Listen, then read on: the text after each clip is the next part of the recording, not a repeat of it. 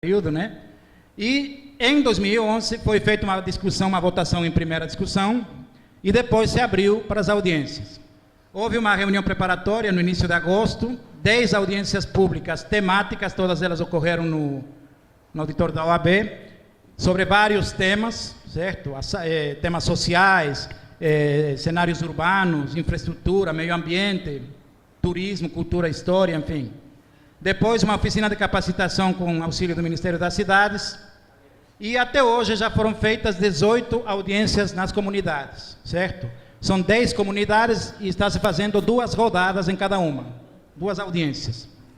A ideia é a seguinte: na primeira audiência se informa sobre o plano diretor, eles receberam material, apresentação, um vídeo também institucional do Ministério das Cidades, e se escutou já as primeiras sugestões, colocações dos moradores. Na segunda audiência, se deu uma resposta sobre o encaminhamento que pode ser dado às primeiras propostas, certo? Uma satisfação para que os cidadãos entendam que aquilo que eles falaram, que foi gravado na íntegra, e aliás está sendo gravado aqui também, vai ter um encaminhamento, certo? Vai ser transformado, quando pertinente, em emenda para ser discutida lá no plenário pelos vereadores. Bom, faltam apenas as audiências na Coroa do Meio, que é amanhã, e no Mosqueiro, que falaram que talvez mude, né? Que seria o sábado, mas tem algum evento lá na zona, parece que vai mudar para o dia 6. Além disso, está prevista, conforme já foi dito, uma audiência no IFES, o antigo Cefet, né? A Escola Técnica, sexta-feira, e na Faculdade Pio X na segunda. Aqui as regiões em que a cidade foi dividida para a realização das audiências públicas, um total de 10, sendo 2 em cada região, 2 audiências.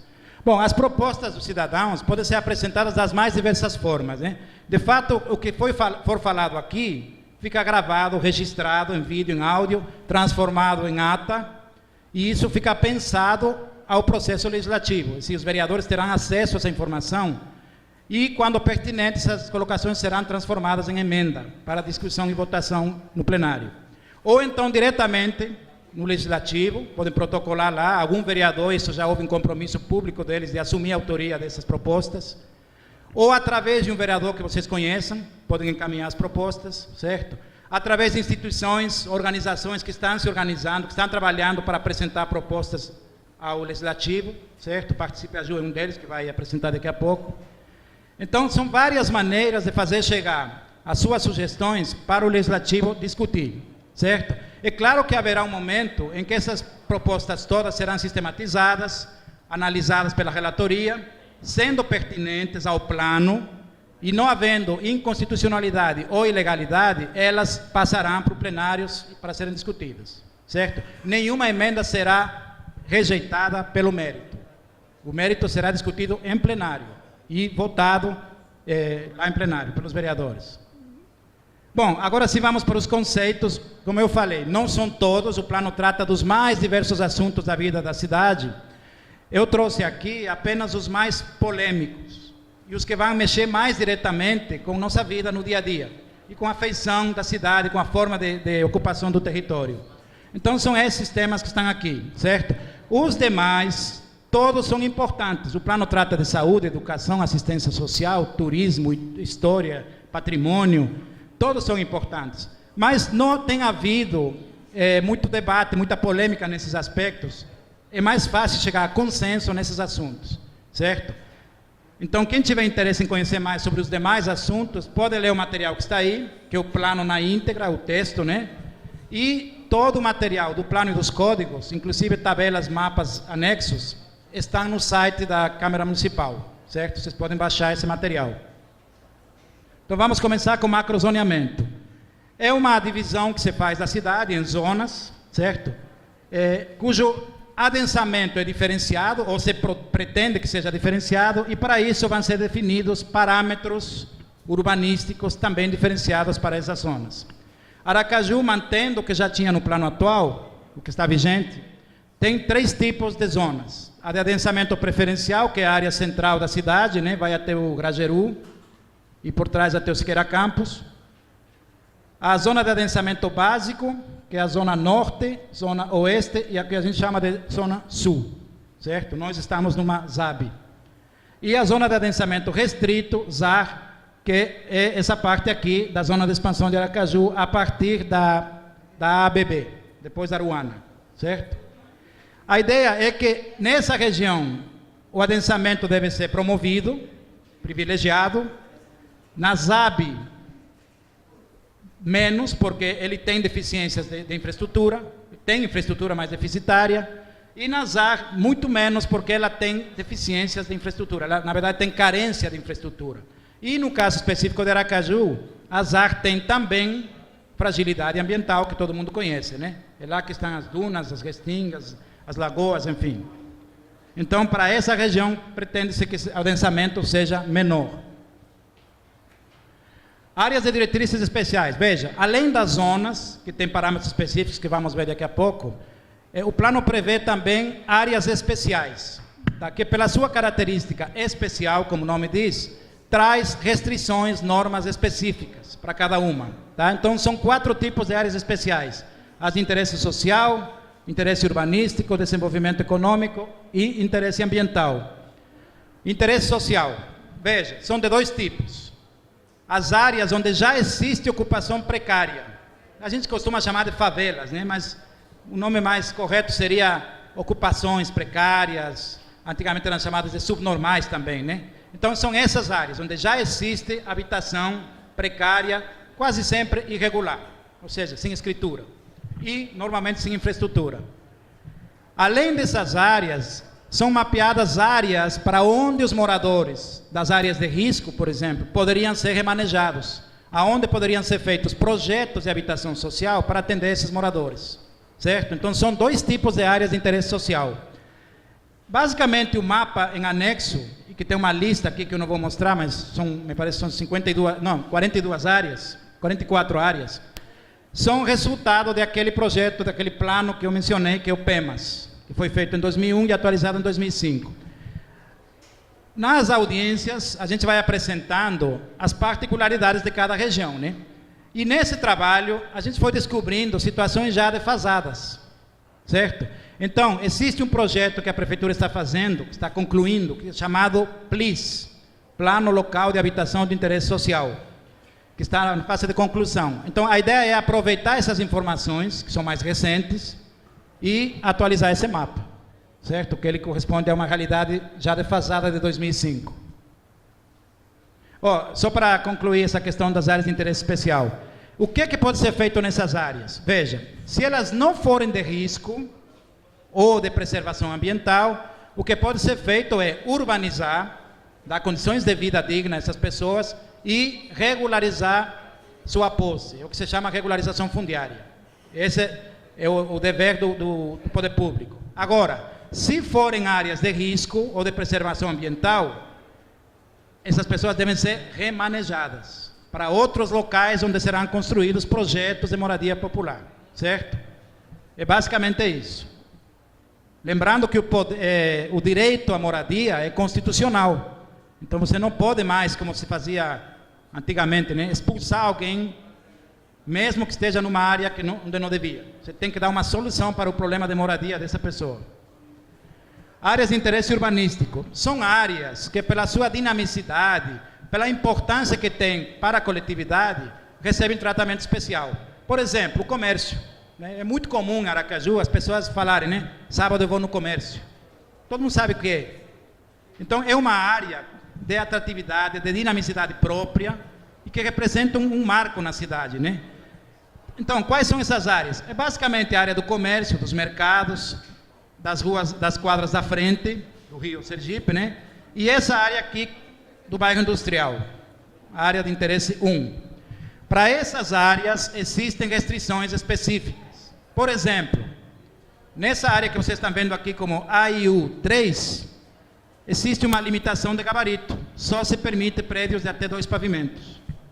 Por quê? Porque se pretende não descaracterizar a paisagem pela presença, assim, em grande quantidade de bens de interesse cultural, certo? Especialmente residências e prédios com um valor histórico-cultural.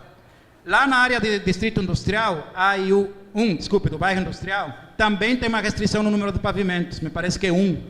A ideia ali é preservar embora mude o uso, mas preservar a arquitetura daqueles galpões, daquelas antigas fábricas, e das vilas dos operários que ficam nas ruas de trás, certo? Uma área que não está nesse mapa, mas que também é de interesse urbanístico, é a orla, a faixa de areia entre a José Sarney e o mar, certo?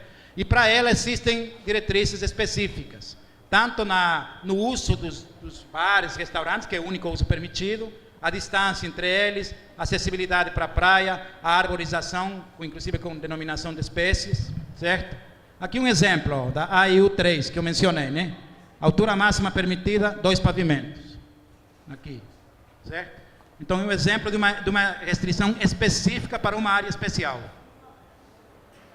ADEM, são as áreas de desenvolvimento econômico. Nessas áreas, só é permitido uso não residencial.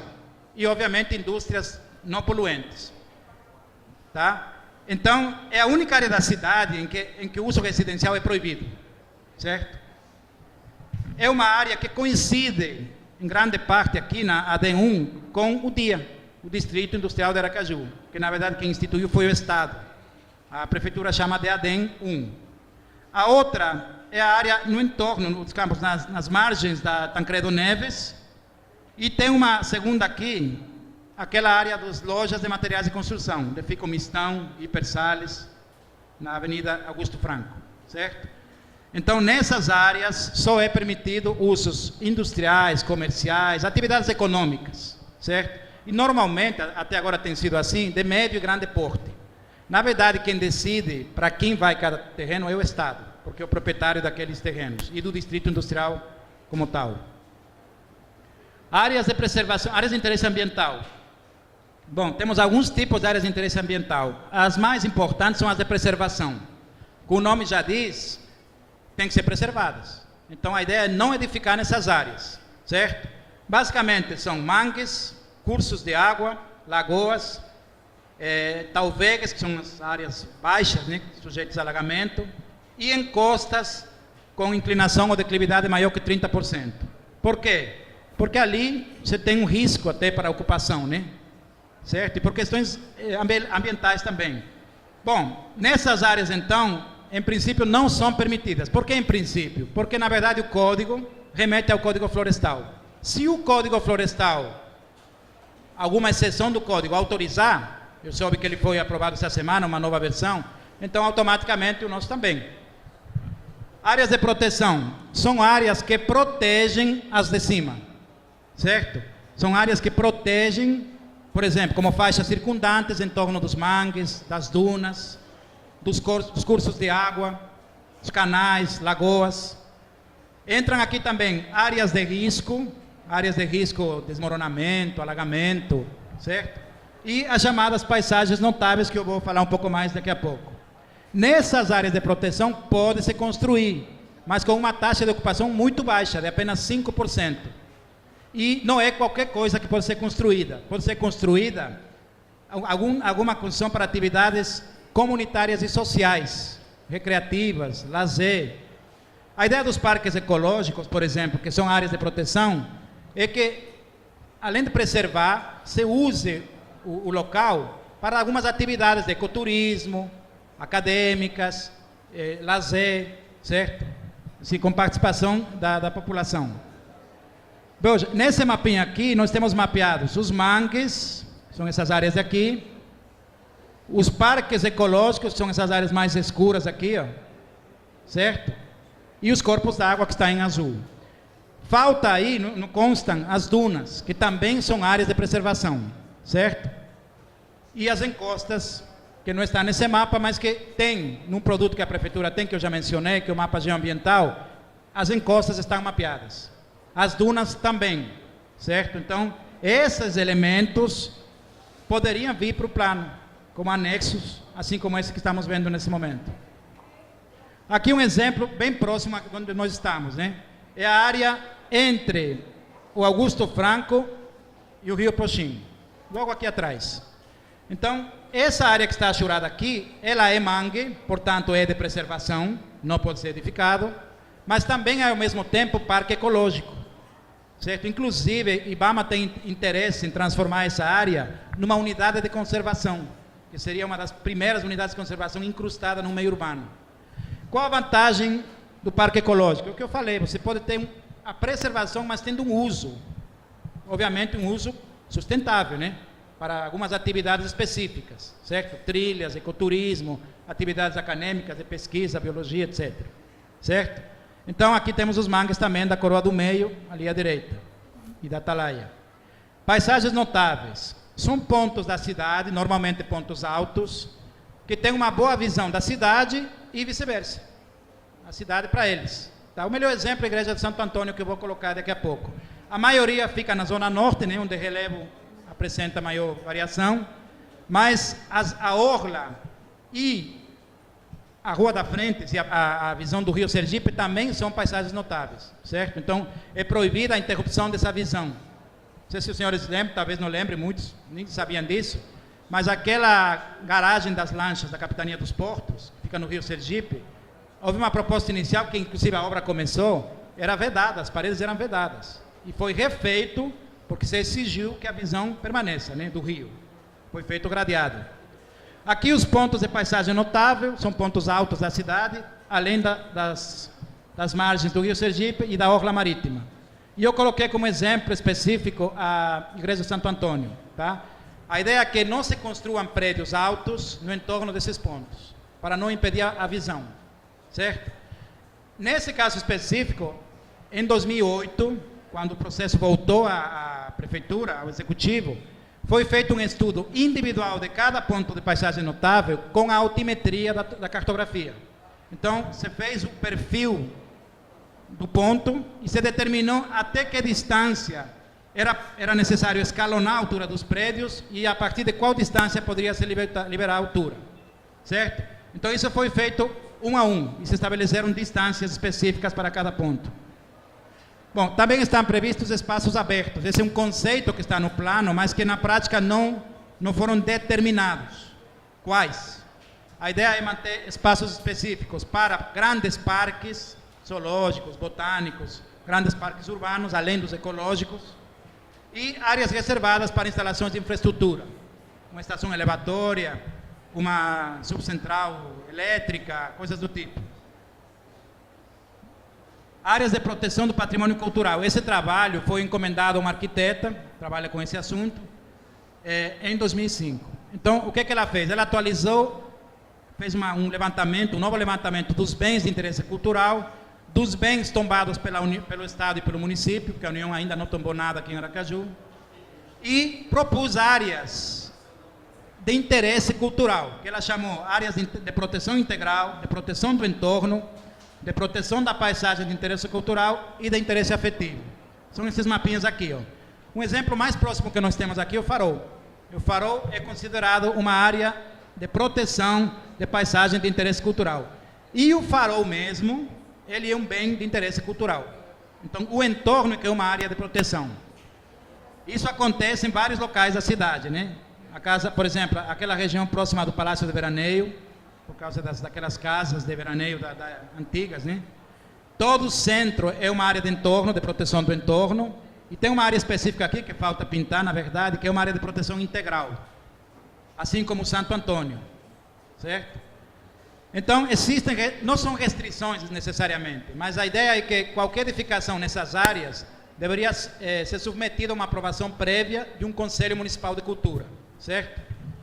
E no caso dos bens de interesse cultural, que é uma lista de 82, eu não vou mostrar aqui, alguns já são tombados, os demais ficam aptos ao tombamento. É como se fosse uma sugestão da cidade de quais os bens que poderiam ser tombados. Agora, o tombamento é um processo específico, que segue um rito conforme a lei, né? Parâmetros urbanísticos. Bom, esses são os parâmetros que determinam quanto e como podemos construir. Basicamente é isso, certo? Nem todos estão diretamente definidos no plano. Estão mencionados no plano, mas alguns são definidos, determinados nos códigos. Por exemplo, o coeficiente de aproveitamento, que é o mais polêmico, mais importante, está no plano. Também no código, mas está definido no plano. Já a altura dos gabaritos, dos prédios, chamado gabarito, não está no plano. Tá? E quem faz menção a isso é o Código de Parcelamento, Uso e Ocupação do Solo. assim como a taxa de ocupação e os recuos mínimos. A taxa de permeabilidade está no plano também.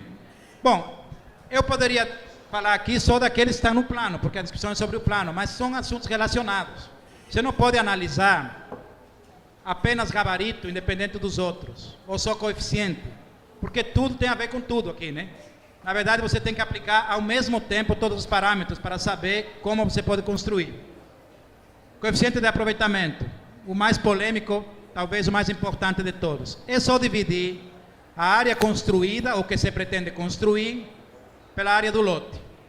Você tem um lote, por exemplo, de 240 metros quadrados, aliás, 160 metros quadrados, como esse, e pretende-se construir 240. Uma casinha de 2 pavimentos, certo? 240 metros quadrados. É só dividir, certo? O coeficiente pretendido, então, seria de 1,5, né? Bom, é esse o coeficiente que o plano limita. Então, você tem que ver se você está dentro do que o plano permite, certo? O que é que o plano permite? Na verdade, essa tabela é um anexo do Código de Parcelamento, mas o plano traz também esses valores. Veja, existe um conceito chamado coeficiente de aproveitamento básico e outro chamado coeficiente de aproveitamento máximo. Veja, o básico é o seguinte: se você construir até o coeficiente básico, você não tem que pagar nada, é um direito de construir. Você tem direito de construir até o coeficiente básico, certo? Eu posso construir além do básico? Pode. Você pode